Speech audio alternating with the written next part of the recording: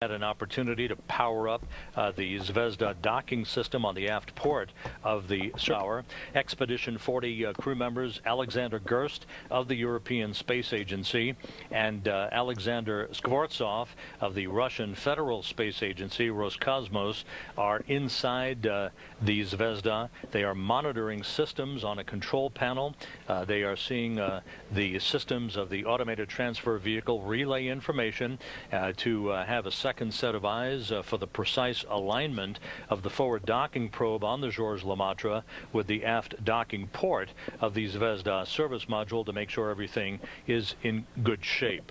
As you can see in the lower left-hand side of your screen, the cross-haired engineering view of the Georges Lemaitre with its flashing lights in the center of the crosshairs. This is looking back from video cameras on the aft end of the service module, showing a distance of just 279 meters separating Georges Lemaitre from its final port of call on this final docking of an automated transfer vehicle.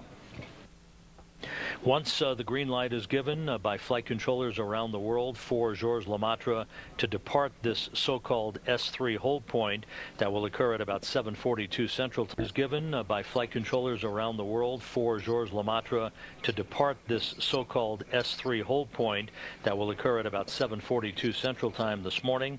It will then move this morning. It will then move at a very glacial pace to a distance of just 62 feet or 19 meters away from the aft port of Zvezda at what is known as the S4 hold point for another period of station keeping for about 13 minutes for another assessment of its systems before proceeding on once again to move in toward its docking. At its final hold point, which is called the chop point, the crew hands-off point, at about 3 feet away from the docking port at the aft end of Zvezda, link up to Zvezda, where hooks will close at both sides of the docking interface to ensure a hard mate between the automated transfer vehicle and the Russian segment of the International Space Station.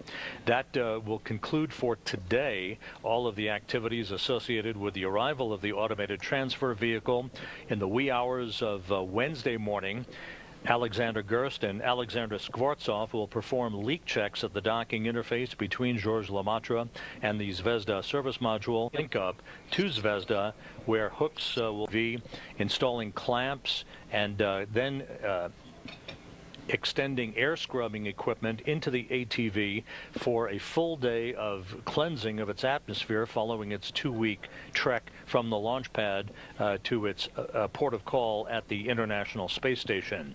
Gerst and Skvortsov will not actually complete their ingress into the automated transfer vehicle to begin unloading its cargo until Thursday morning.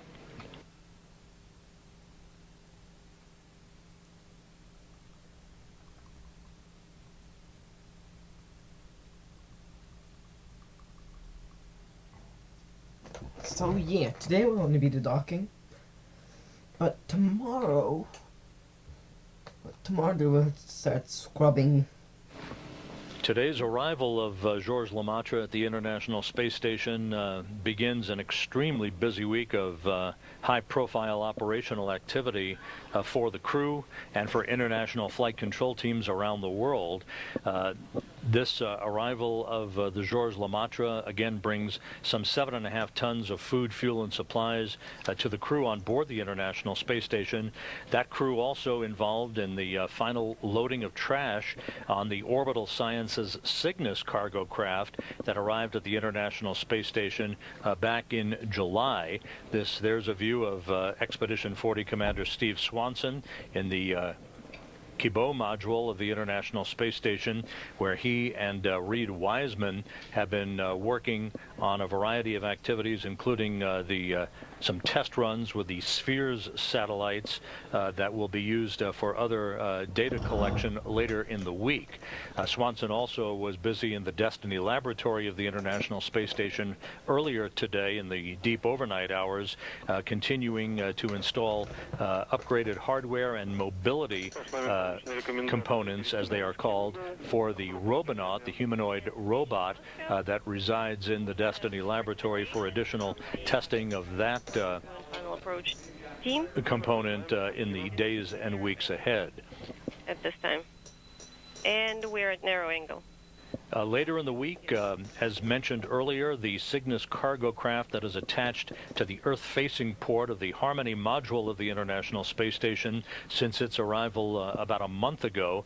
The Cygnus's hatches will be closed later in the week, and then ground controllers, robotic ground controllers here at Mission Control, will unberth Cygnus from the Harmony module in the wee hours of Friday morning, hand the controls of the Canadarm2 over to Alexander Gerst and Reed Wiseman, who will be in the cupola of the International Space Station, to release the Cygnus from Canadarm2. Our coverage of Cygnus's departure from the station on Friday morning begins at 5:15 a.m. Central Time, with the actual release of Cygnus scheduled at 5:40 a.m. Central Time. Cygnus will fire its engines to move a safe distance away from the International Space Station over the next 2 days and be prepared by flight controllers at the Orbital Sciences Control Center in Dulles, Virginia, for its deorbiting on Sunday, August 17th. Yep, I might actually record that because I'm not... The deorbiting of Cygnus on Sunday of this coming week sets the stage then for the next spacewalk in the suite of spacewalks that are scheduled by Russian cosmonauts on board the International Space Station, as Alexander Skvortsov and Oleg Artemyev are in the midst of preparing their Russian Orlan spacesuits for a 6-hour, 15-minute excursion outside of the Pirs docking compartment next Monday. Skvortsov and Artemyev will be conducting the 181st spacewalk in support of space station assembly and maintenance. Their second spacewalk apiece. They conducted a 7-hour, 23-minute spacewalk back in June. This time, this coming Monday, they'll be carrying outside with them a small Peruvian nanosatellite, very small science satellite that they'll be deploying, as well as the installation and retrieval of science and experiment equipment on the hull of the Russian segment of the International Space Station. Their spacewalk next Monday outside of the Pirs docking compartment will be covered live on NASA television, with our coverage beginning at 8:30 a.m. Central Time for a spacewalk hatch open, and the start of the Russian spacewalk at about 9 a.m. Central Time. That's next Monday, August 18th. So again, today's arrival of the Georges Lemaitre automated transfer vehicle, kicking off an extremely busy week of activity for the crew on board the International Space Station. Once again, this view from cameras on the aft port of the Zvezda service module, looking directly back at the forward port of the Georges Lemaitre resupply ship, in the center of your crosshairs with its flashing lights, very obvious, very evident. These images are also being monitored in the Zvezda service module by European Space Agency astronaut Alexander Gerst and Russian cosmonaut Alexander Skvortsov, as they monitor the systems on the Russian segment of the station in preparation for Georges Lemaitre's off, as they monitor the systems on the Russian segment of the station in preparation for Georges Lemaitre's docking that is coming up about 1 hour and 12 minutes from now. The International Space Station currently flying over the North Pacific Ocean, moving from northwest to southeast in an orbit inclined 51.6 degrees to either side of the equator. Georges Lemaitre, the automated transfer vehicle that soon will be linked up to the aft port of Zvezda, is 35 feet in length, 14.7 feet in diameter. Its solar arrays spanning 73 feet in length, with an interior volume of almost 1,700 cubic feet, and a mass of some 13.5 tons. The largest cargo craft, as we said, in the international fleet of cargo vehicles that conduct resupply